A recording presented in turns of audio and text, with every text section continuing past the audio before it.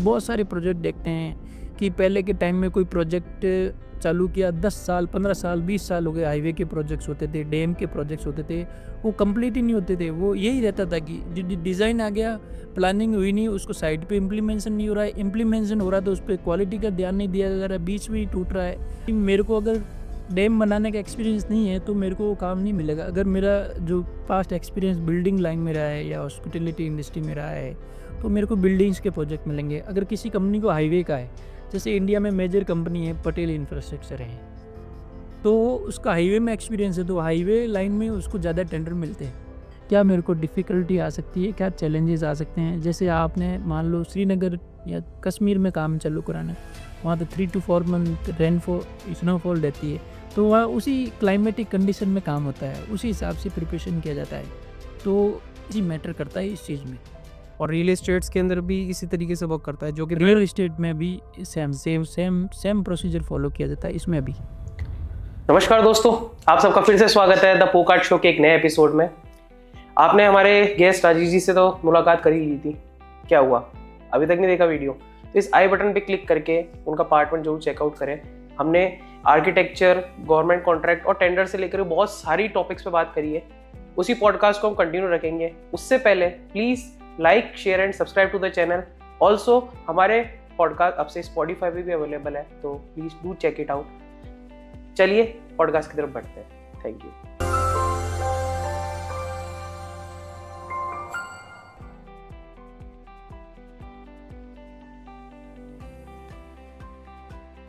ये तो सारी बात हो गई कि टेंडर कौन सा मिलना चाहिए, प्रोजेक्ट्स कौन से मिलने चाहिए, इन सब चीज़ों के ऊपर।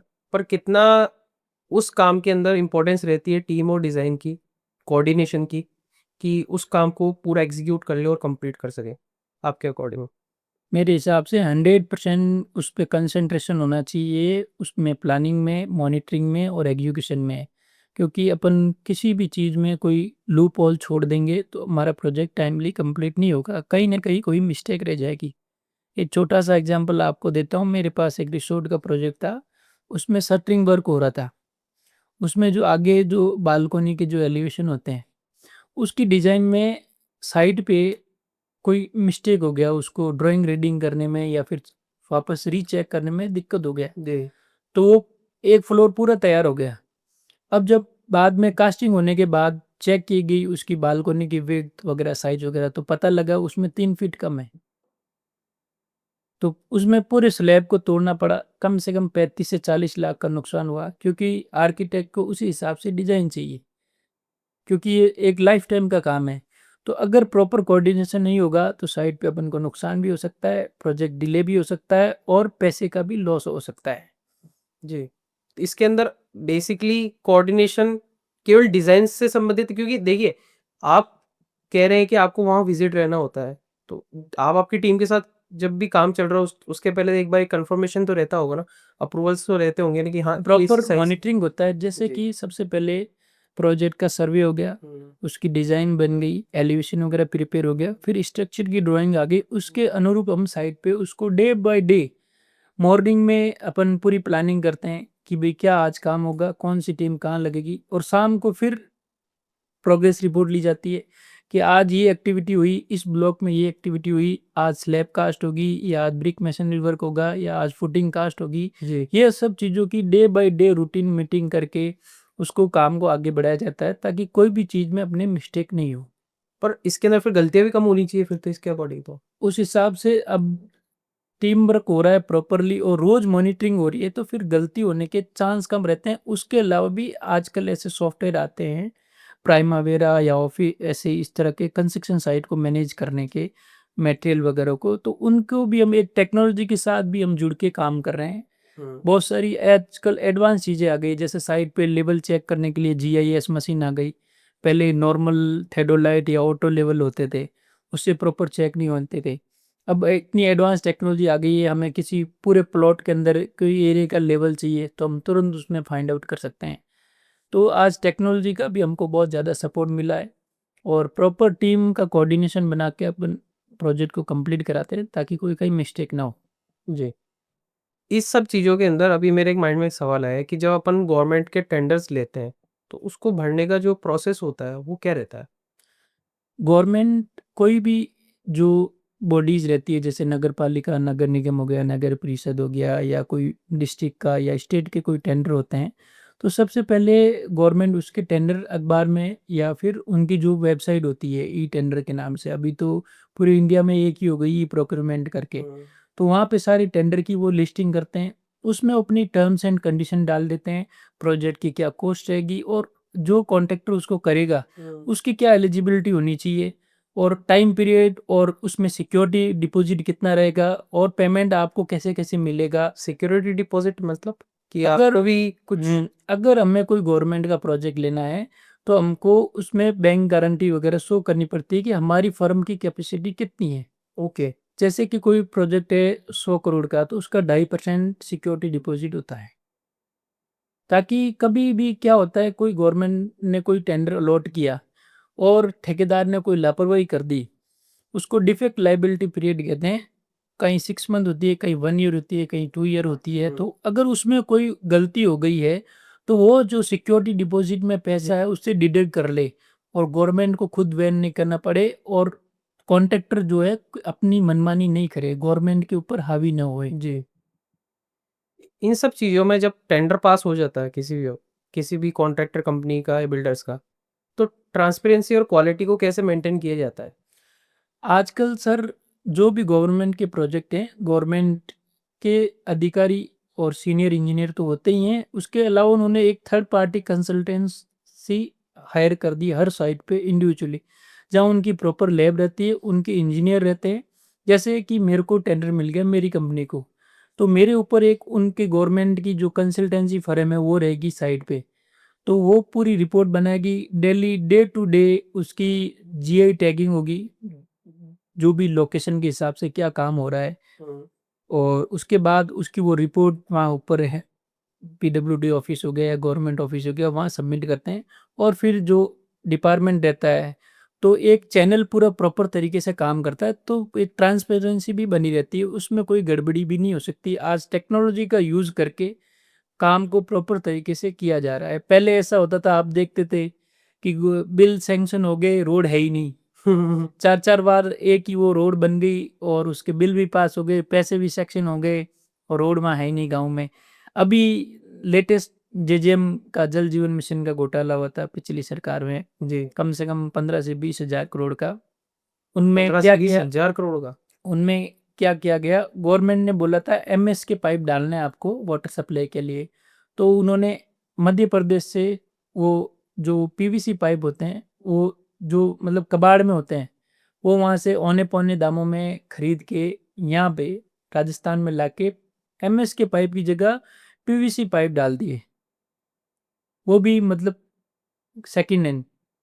तो ये इस तरह का एक स्कैम किया गया। कहीं-कहीं तो ऐसा हुआ कि लाइन मतलब डाली ही नहीं, और अफ़सरों ने सबने मिली-भगत करके और उसके पैसे उठा लिए, और कोई चेक करने वाला नहीं, और जनता परेशान हो रही है। तो करप्शन तो सब जगह पे होता है, अगर प्रॉपर मॉनिटरिंग और अगर अफ़सरों की मिली-भगत होती है तो। अभी के टाइम पे क्या सिचुएशंस चलती है इंडिया के अंदर कि जब भी कोई टेंडर पास हो रहा है, तो क्या उसकी मॉनिटरिंग कितने परसेंट के ऊपर आप मान सकते हैं कि एक्यूरेसी के साथ में गवर्नमेंट कर रही है? क्योंकि अब जहाँ तक तो देखा जाता है जो भी कंस्ट्रक्शन होते हैं, उस लेवल के दिखाए जाते हैं पर होते नहीं है, उस टाइम तक के लिए। आज के टाइम में तो, क्योंकि जो टेंडर भी है आजकल सारे ऑनलाइन भरे जाते हैं। गवर्नमेंट की खुद की वेबसाइट है, उस वहीं से फिल किया जाते हैं, पहले की तरह अब नहीं होता। तो कुछ हद तक ट्रांसपेरेंसी आई है, फिर भी जो ऊपर नौकर साहब बैठे हैं, ऑफिसर बैठे हैं, अगर अपने किसी चहेते को देना चाहते हैं, तो मान लो 4 आदमियों ने भरा है टेंडर उसको, तो उसमें जो कोई हर कोई टेंडर भरता है, कोई ना कोई मिस्टेक करता है, छोटी-छोटी मिस्टेक निकाल के उसको बाहर कर देते हैं, जिसको देना है उसका रखते हैं, चाहे उसमें 10 गलतियाँ हों। तो इस तरह की चीज़ें भी चलती है। पर अब पहले से थोड़ा ज़्यादा सुधार हुआ है, क्योंकि कंसल्टेंट हायर कर दिया, और क्वालिटी के लिए भी साइटों पे लैब्स वगैरह बन रही है, रिपोर्ट बन रही है, गवर्नमेंट भी शिक है, तो काम में भी सुधार हो रहा है। आप देख रहे हैं जो गवर्नमेंट टेंडर अनाउंस करती है 2 साल 3 साल में, वो फिक्स टाइम पीरियड में बन रहे हैं। कोई नहीं करता है, उस पे पेनल्टी लगाई जा रही है, और किसी ने खराब क्वालिटी का काम किया उसको ब्लैक लिस्ट किया जा रहा है। चाहे हाईवे के सेक्टर में देख लो, नितिन गडकरी जी के ऑफिस में आप देख सकते हैं NHAI जो हाईवे बना रही है पूरे इंडिया में। अभी हाईवे की बात चली है तो हम्म। रिसेंट के अंदर हाईवेज के ऊपर बहुत सारे क्वेश्चंस आ रहे थे कि बैड क्वालिटी ऑफ की मटेरियल यूज में लिया है, कंस्ट्रक्शन प्रॉपर नहीं है। इन सब चीज़ों को लेकर के नितिन गडकरी जी ने कुछ एक्शन लिया था उनके ऊपर। प्रॉपर एक्शन लिया था। जो कंपनियों ने काम किया उनको एक फिक्स टाइम पीरियड दिया कि आप इसको वापस रिपेयर करवाएं या वापस रिकंस्ट्रक्शन करवाएं और आपको ब्लैक लिस्टेड कर दिया जाएगा। जिन कंपनियों ने उस काम को नहीं किया उनको ब्लैक लिस्टेड किया और उन पे भारी पेनल्टी लगाई ताकि वो इन फ्यूचर में कभी टेंडर ही नहीं भर सके। NHAI इस काम को लेके बहुत ज़्यादा मतलब आप गवर्नमेंट इन सब चीज़ों को लेकर के रखती है कि हाँ, आपको जब भी अगर काम कर रहे हैं तो आप पूरा एक सर्वे के थ्रू करें, प्रॉपर वे में करें, पूरा प्लानिंग के साथ करें। प्लानिंग के पर कई बार हो जाता है कि मिस्टेक्स हो जाती है, जैसे लेबर्स ने कर दी है, किसी भी चीज़ ने कर दी है, कोई कंपनी ने मटेरियल के अंदर थोड़ी सी अपने कॉस्टिंग्स में कहीं फेरबदल किया हो, उसकी वजह से भी होता है कई बार। आपके टोटल इन सब चीज़ों में जो अपन एक एस्टिमेट लेके चलते हैं, कितना अमाउंट होता है कि किसी भी व्यक्ति के लिए कि वो अपना इसमें प्रॉफिटेबल अमाउंट निकाल सके। गवर्नमेंट जो भी टेंडर अलॉट करती है, जो प्रोजेक्ट की कॉस्ट है उसमें प्रॉफिट, जो कंपनी उसको कॉन्ट्रैक्ट दे रही है उसके एक्सपेंसेस और बाकी जो अदर्स रहते हैं इन्फ्लेशन की वजह से, तो वो सारी चीज़ों को कंसीडर करती है। कोई प्रोजेक्ट का जो कॉस्ट है उससे 1.5 से 2 गुना ज़्यादा ही फंड रिलीज करती है ताकि कोई प्रोजेक्ट को टाइम से कंप्लीट कराने में कोई दिक्कत नहीं आए। ये इसके अकॉर्डिंग वर्क होता है। इसके अकॉर्डिंग फंड की कोई समस्या नहीं रहे ताकि समय से प्रोजेक्ट कंप्लीट कराया जाए। प्राइवेट और टेंडर प्रोजेक्ट्स में क्या डिफरेंस होता है? प्राइवेट में जैसे कि आपने नॉर्मल किसी ने घर बनाना है, किसी ने फार्म हाउस बनाना है, तो लोकल अपने जो फर्म होती है, आर्किटेक्ट फर्म होती है, अपने लोकल चैनल के थ्रू उनको काम मिल जाता है। वो टेंडरिंग वगैरह नहीं करते हैं। जो एक विश्वास जमाया होता है उस हिसाब से काम मिल जाता है। और गवर्नमेंट का तो आपको एक छोटा सा पेन भी खरीदना है या छोटी सी कोई रोड की रिपेयर भी करानी है तो उसका टेंडर निकलता है। तो गवर्नमेंट और प्राइवेट सेक्टर दोनों में डिफरेंट प्रोसीजर है और काम कराने के तरीके भी अलग है। जी। प्रॉफिट और रिस्क का बैलेंस कैसे मैनेज होता है आपकी फील्ड के अंदर जब भी किसी भी गवर्नमेंट टेंडर्स को आप स्टार्ट करते हैं? कोई भी प्रोजेक्ट जो रहता है उसमें सबसे पहले हम प्लानिंग करते हैं। प्लानिंग के अंदर सबसे पहले क्वांटिटी और एस्टिमेशन निकाला जाता है। मान लो कोई एरिया है, 50,000 स्क्वायर फीट एरिया है, तो उसके कंस्ट्रक्शन के लिए हमको कितना मटेरियल चाहिएगा, उसकी क्या कॉस्टिंग रहेगी, जो मटेरियल आ रहा है कितनी दूर से आ रहा है, वो हमारे यहाँ अवेलेबल है या नहीं है। तो वो सब पहले से ही प्लानिंग कर लिया जाता है। उसकी क्वांटिटी और एस्टिमेशन निकाल के कि भाई टोटल ये इतनी अपनी कॉस्टिंग आएगी, फिर लेबर का इतना खर्चा रहेगा, जो वहाँ स्टाफ रहेंगे, जो भी इंजीनियर या अपन कंसल्टेंसी मतलब सर्विस ले रहे हैं उनके क्या चार्जेस रहेंगे, ऑफिसेस के क्या चार्जेस लेंगे, उन सबको कंक्लूड करके कोई भी प्रोजेक्ट को किया जाता है। या टेंडर भरने से पहले भी वो एक्सरसाइज कर ली जाती है ताकि बाद में किसी तरह की समस्या नहीं आए। इतना सब कुछ। और सबसे जी। मेन ये रहता है प्रॉफिट बनाए रखने के लिए मटेरियल का वेस्टेज नहीं होना चाहिए साइट पे। कहीं पे भी हम देखते हैं कोई भी कंस्ट्रक्शन का काम चल रहा है, मटेरियल वेस्टेज सबसे ज़्यादा होता है। जितना अपन मटेरियल वेस्टेज को रोकेंगे कंपनी का प्रॉफिट रहेगा। और प्रॉपर प्लानिंग भी होनी चाहिए और मैन पावर वगैरह सही भी होनी चाहिए, स्किल्ड लेबर होनी चाहिए ताकि कोई काम गलत ना हो। और जो इंजीनियर्स हैं या प्रोजेक्ट मैनेजर हैं वो भी एक्सपीरियंस वाले बंदे होने चाहिए ताकि कोई हमें गलती उसमें प्रोजेक्ट में ना हो। क्योंकि कंस्ट्रक्शन के काम में एक गलती हज़ारों की नहीं होती है, कई लाखों करोड़ों की होती है। बस उसको सुधार में चलना पड़ता है। बैलेंस प्रॉपर प्लानिंग के साथ उसको बैलेंस करके चलना ज़रूरी होता है। जी। गलती की कोई गुंजाइश है नहीं उसमें।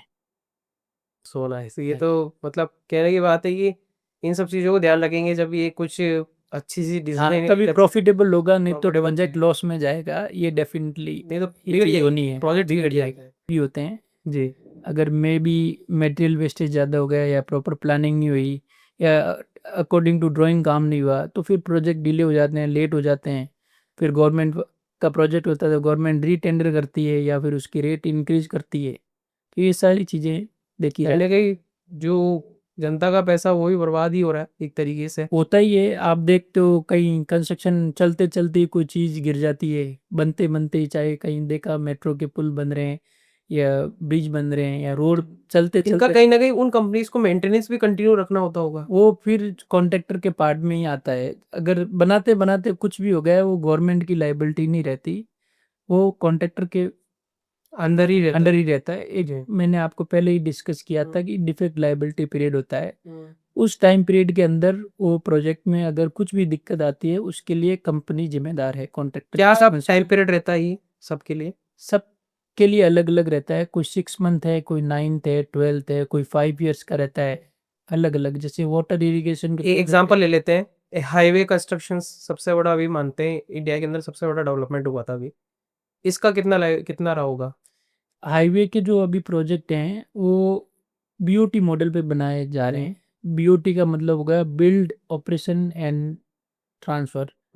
तो उसमें क्या रहता है, कंपनी के साथ टाइप किया जाता है जो बड़ी बड़ी कंपनियां होती है, और पूरा उसमें फंड जो है कंपनी को ही लगाना रहता है। जो 5,000 करोड़ 10,000 करोड़ जितने भी लग रहे हैं कंपनी लगाती है। ओके। फिर उसको गवर्नमेंट की जो कंसल्टेंसी कंपनी है NHAI, उसकी देखरेख में वो हाईवे बनाया जाता है और उनको टोल प्लाजा अलोकेट किए जाते हैं और वो टोल से फिर पैसा कलेक्ट करते हैं। 5 साल 10 साल का पीरियड रहता है, किसी का 15 मतलब साल इसमें का। टेंडर जो है government tender release no no no मतलब कि जो अमाउंट है वो टोल के थ्रू जनता से तो- लिया जाएगा, हाँ, वो गवर्नमेंट नहीं देगी उसको। गवर्नमेंट नहीं देगी। तभी आप देख रहे हैं पिछले 10 साल में इतने तो जब तक अगर उनका अमाउंट वो जब तक क्लियर आउट नहीं हो जाता, जब तक वो टोल लगे रहेंगे, फिर वो बाद में नेक्स्ट गवर्नमेंट को अलॉट हो जाते हैं टोल्स, या फिर उसी वो कंपनी के पास वापस उसका टेंडर हो जाता है। वापस उसका रिव्यू हाँ, जब तक मेंटेनेंस का। उनका टाइम पीरियड है उसमें अगर रोड में कोई भी मेंटेनेंस की रिक्वायरमेंट हुई या कुछ भी चीज़ नई एड ऑन करनी रहती है तो उस कॉन्ट्रैक्टर की या उस कंपनी की जिम्मेदारी रहती है। उस टाइम पीरियड तक जब तक उस वो टाइम टोल पीरियड तक ले रहे हैं। ले रहे हैं। ओके। वो टोल से ही वो अपनी वापस जो फंड उन्होंने इन्वेस्ट किया कंपनी ने, उसी से उनकी रिकवरी होती है। इसका कोई टाइम पीरियड फिक्स नहीं रहता? टाइम फिक्स रहता है, किसी का 5 year 10 years 15 टाइम years। हाँ ठीक है। और जब टेंडर अलोकेट किया जाता है, बनाया जाता है, कोई हाईवे डिसाइड करना है कि भाई यहाँ से हाईवे निकालना है, तो उसमें देखते हैं कि भाई व्हीकल की कैपेसिटी कितनी है, कितने व्हीकल यहाँ से 24 घंटे में निकलेंगे, फिर उसका कितना टोल कलेक्ट होगा। फिर उस हिसाब से वो टेंडर की कॉस्टिंग निकालते हैं। मान लो 100 करोड़ का है तो 100 करोड़ रुपए उसके 5 साल में रिकवर हो जाएंगे कि नहीं हो जाएंगे। उसको फिर 100 करोड़ का उसका इंटरेस्ट भी बन रहा है, उसको प्रॉफिट भी होना चाहिए। वो सब कैलकुलेट करके फिर टेंडर दिए जाते हैं, पास आउट होते हैं। ओके। अब इन सब चीज़ों के बाद में एक सवाल उठता है कि सिटीज़ बहुत सारी ग्रो कर रही है। वन ऑफ द सिटी है गुड़गांव, जिसको बोला जाता है कि इंडिया की सबसे बड़ा आईटी पार्क हो, किसी भी तरीके की न्यू टेक्नोलॉजी हो, कोई भी तरीके का न्यू रियल एस्टेट कंस्ट्रक्शन हो, सब सबसे पहले होता है गुड़गांव के अंदर, और इंडस्ट्रियल वेस्ट में भी सबसे बड़ा टॉप पे जाना जाता है। आपके हिसाब से 3 सिटीज़ जो है गिफ्ट सिटी, पहला हो गया अमरावती हो गया, और तीसरा जो है धोलेरा इसमें धोलेरा स्मार्ट सिटी हो गया। तीनों में सब नेक्स्ट गुड़गांव कौन-सा बन सकता है? नेक्स्ट अभी जो गिफ्ट सिटी बनाई जा रही है अहमदाबाद के पास, गुजरात के अंदर, उसमें अभी सारी फैसिलिटीज़ वगैरह के सारे काम हो गए। बहुत सारी बड़ी मल्टीनेशनल कंपनियों के ऑफिस भी वहाँ लोकेट हो गए हैं। और सबसे पहले मेरे हिसाब से वही सिटी गुड़गांव के बाद, जैसे अपन कोई मेट्रो सिटी की बात करें, चाहे बेंगलोर की बात करें या इंदौर की बात करें, पुणे की बात करें, तो उस लेवल पे एकदम पूरा प्रॉपर प्लान करके उसको डिज़ाइन करके फ्यूचर के लिए 40-50 साल के हिसाब से, जैसे उसमें ड्रेनेज की प्रॉब्लम हो गई या वाटर सप्लाई की हो गई, सीवरेज ट्रीटमेंट की हो गई या इलेक्ट्रिकल की हो गई, फिर हॉस्पिटल हो गए, स्कूल्स हो गई, रोडें हो गई, वो सारा उसी हिसाब से प्लानिंग करके जो सिटी बनाई जा रही है वो अभी गिफ्ट सिटी है। उसके अलावा भी गुजरात में एक धोलेरा सिटी के नाम से प्रोजेक्ट चल रहा है, उसमें भी इसी के अनुरूप काम किया जा रहा है। और अभी रिसेंटली तेलंगाना की कैपिटल है अमरावती, उसको भी आईटी सिटी के नाम से उसको हब के तौर पे उसको तैयार किया जा रहा है। अभी गूगल ने भी अपना डेटा सेंटर बनाने के लिए तेलंगाना गवर्नमेंट के साथ टाई अप किया है। तो मेरा ये मानना है कि आने वाले टाइम में गुड़गांव बेंगलोर को छोड़ के भी कम से कम 10 से 15 जो टियर 2 टियर 3 सिटीज़ हैं वो मेट्रो सिटी में आ जाएंगे। आप जैसे देख रहे हैं कि मेट्रो ओनली पहले 1998 में सिर्फ दिल्ली में थी। उसके बाद आप देखो आज के टाइम में 35 सिटीज़ में, पिछले 10 साल में 35 सिटीज़ में या तो ऑपरेशनल है या अंडर कंस्ट्रक्शन है। और उसके बाद भी जैसे दिल्ली एनसीआर का एरिया है, उसमें रैपिड रेल सिस्टम लाया गया है ताकि वो इधर अलवर तक कनेक्ट हो रहा है और उधर मेरठ तक कनेक्ट हो रहा है। तो उसके बीच में जो छोटे शहर या छोटी एरिया आ रहे हैं, वो सारे वो मेट्रो सिटीज़ में कन्वर्ट हो जाएँगे। स्मार्ट सिटी को बनाते टाइम किन-किन मेन फैक्टर्स को गवर्नमेंट ध्यान रखती है, जिससे वो स्मार्ट सिटी के अंडर एक स्मार्ट सिटी का ये क्राइटेरिया रहता है कि सबसे पहले प्रॉपर रोड्स होनी चाहिए। जो वहाँ रह रहे हैं, निवासी हैं वहाँ के, उनको प्रॉपर फैसिलिटी मिलनी चाहिए, जैसे पानी की हो गई, बिजली की हो गई, ड्रेनेज की हो गई। आप देखते हैं बरसात के टाइम में सब रोडों पे पानी भर जाता है, तो उसके ड्रेनेज की प्रॉपर चैनल बनने चाहिए। जो भी सीवर की लाइन है, मेन ये रहता है उसको बनाने के लिए। फिर प्रॉपर ग्रीनरी होनी चाहिए, पार्क्स होनी चाहिए, हॉस्पिटल होने चाहिए। तो स्मार्ट सिटी फिर और मेन है ट्रैफिक सिस्टम है। स्मार्ट सिटी का मतलब है कि ट्रैफिक भी प्रॉपर एकदम आजकल आप वेल मैनेज्ड है। वेल मैनेज होना चाहिए, प्रॉपर कैमरे होने चाहिए। अभी नई चीज़ें आ गई, एआई से भी आप देखते हो सिग्नल लाइट वगैरह सब ऑपरेट हो रही है। तो उन सब चीज़ों को ध्यान में रखते हुए और लोगों को प्रॉपर सिक्योरिटी भी मिले, वहाँ पुलिस प्रशासन भी प्रॉपर तरीके से रहे। मतलब और जो पुराना वेल मैनेज्ड जो चीज़ें वेल हैं। मैनेज्ड होनी चाहिए, प्रॉपर मॉनिटरिंग होनी चाहिए। इन सब में कहीं न कहीं इंफ्रास्ट्रक्चर वो एक तरीके से मेन प्लानिंग बोल सकते हैं आप। जहाँ कहीं प्रॉब्लम है, ट्रैफिक कंजेस्टेड है, वहाँ फ्लाईओवर या ओवरब्रिज बना के उसको ट्रैफिक को सुगम बनाने की कोशिश की जा रही है। और ये भी ध्यान में रखा जा रहा है जो पुरानी ट्रेडिशनल जो चीज़ें बनी हुई है उसके साथ भी कोई छेड़छाड़ नहीं हो। जो हमारी पुरानी धरोहर है उसको भी सुरक्षित रखा जा सके। स्मार्ट सिटी का मतलब ये नहीं कि पुराने वाले को सारा तोड़ दिया, हमारे कल्चर हो वो भी ख़त्म नहीं हो। दोनों का एक समावेशी प्रयास करके इस काम को कराया जा रहा है। अजमेर भी जैसे हमारी स्मार्ट सिटी के अंदर आती है, उसमें भी बहुत सारे काम हुए हैं, चाहे अंडरपास के हो, रेलवे ब्रिज के हो, ओवर ब्रिज के हैं। ड्रेनेज के लिए प्रॉपर एसटीपी प्लांट भी लगाए गए हैं ताकि जो भी वेस्टेज वाटर हो रहा है वहाँ पर ट्रीट होके आसपास के किसानों के लिए या गार्डन के यूज़ के लिए काम आ सके। तो ये सारे फैक्टर मतलब ध्यान में रखना ज़रूरी है। जैसे 40-50 साल बाद में पॉपुलेशन इंक्रीज़ हो जाएगी, तो उस टाइम रोडें कितनी होगी, नई टाउनशिप बनानी पड़ेगी। पानी की जो लाइनें एक बार डाल दी वो बार-बार हम चेंज नहीं कर सकते। उस हिसाब से सब प्लान किया जाता है। वो सारे फैक्टर स्मार्ट सिटी के अंदर कंसिडर किए जाते हैं। अभी जब आपने बताया कि ये सब फैक्टर्स को ना गवर्नमेंट और सब मिल करके एक एस्टिमेट करते हैं कि हाँ ठीक है, ये अगले 10 साल तक दिक्कत नहीं आनी चाहिए। इसमें एक चीज़ आपने शो करी थी कि पुरानी प्लानिंग्स जो होती है, जैसे मान लीजिए अगर कोई ब्रिज बहुत 10 साल पहले बना था, अभी हो क्या रहा है कि जो 10 साल पहले बना था वो तो एकदम स्थिर खड़ा है, उसमें कोई कभी डिफेक्ट नहीं आया, उसमें रोड में कभी बम्प्स नहीं आए। पर जो अगर मान लीजिए 2 साल पहले ही अगर ब्रिज बना है, वो अभी टूट गया, तो क्या ये गवर्नमेंट का कहीं न कहीं प्रॉब्लम है या फिर कोई जो कंस्ट्रक्टर कर रहा है उसकी प्रॉब्लम है या ये तो डेंसिटी की प्रॉब्लम, क्या प्रॉब्लम है ये? ये प्रॉब्लम तो जब कंस्ट्रक्शन हुआ उस टाइम जिस कंपनी ने बनाया या कॉन्ट्रैक्टर ने बनाया उनका डिफेक्ट है या जो गवर्नमेंट की एजेंसी है, इंजीनियर है, उन्होंने प्रॉपर मॉनिटरिंग नहीं की और प्लानिंग भी नहीं की होगी और या डिज़ाइन में कोई डिफेक्ट हुआ। जैसे कि कोई लोग अपने हिसाब से किसी के कोई प्रभावशाली आदमी है, उसके वहाँ से वो फ्लाईओवर गुज़र रहा है, तो उसके डिज़ाइन में चेंजेस करवा देता है। जैसे पिलर हैं, उसका स्पैन बढ़ा दिया, कर दिया, तो उसकी वजह से भी ये दिक्कत होती है। तो इससे अगर कितना परसेंट सेफ्टी के साथ, लोगों की सेफ्टी के साथ में खिलवाड़ हो रहा है? इसमें तो 100% सेफ्टी के साथ खिलवाड़ किया जा रहा है। क्योंकि आप जैसे बता रहे पिलर इधर-उधर हो गया, मतलब ये तो इंजीनियरिंग के अंदर शायद हाँ, एक लूप होल है कहीं। हाँ, लूप होल है, 10 एमएम का भी डिफरेंस नहीं होना चाहिए। तो इसी वजह से ये फिर प्रोजेक्ट अगर किसी को फ़ायदा पहुँचाने के लिए किए जाते हैं तो जल्दी वेस्टेज हो जाते हैं, पैसा भी जनता का बर्बाद होता है और लोगों को कोई सुविधा भी नहीं मिलती है। थैंक यू सो मच दोस्तों, इस पूरे पॉडकास्ट को लास्ट तक देखने के लिए। अब आपको 2 चीज़ें करनी है। सबसे पहले इस चैनल को आप सब्सक्राइब कर दीजिए ताकि हम आपके लिए इसी तरीके से और भी इंसाइटफुल और सोलफुल पॉडकास्ट लेके आते रहेंगे।